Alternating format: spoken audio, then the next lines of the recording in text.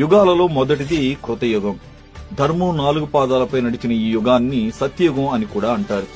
ఈ యుగంలో శ్రీమన్నారాయణుడు లక్ష్మీ సమేతుడై భూమండలాన్ని పరిపాలించాడు. దీని కాల పరిమాణం 17,28,000 సంవత్సరాలు. ఈ యుగంలో ప్రజలు ఎలాంటి బాధలు లేకుండా సుఖ సంతోషాలతో మంచి మానవత్వంతో నిస్వార్థంగా జీవించారు. ఎలాంటి అనారోగ్య సమస్యలు కూడా ఉండేవి కావు. మోసం, ఈర్ష్యాద్వేషాలకు ఈ యుగంలో చోటు లేదు. వర్ణాశ్రమ ధర్మాలలో భాగంగా దైవ కార్యాలు, యజ్ఞయాగాలు, ధ్యాన, యోగ ప్రక్రియలను నిర్వహించి మోక్ష సిద్ధిని పొందేవారు.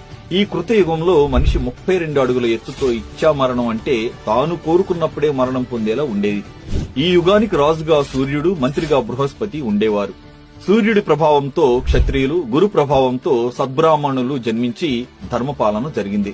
సత్యయుగం నుండి కలియుగం వరకు ధర్మం, జ్ఞానం, మేధో సామర్థ్యం, భావోద్వేగం, శారీరక బలం క్రమంగా క్షీణించడం జరిగింది.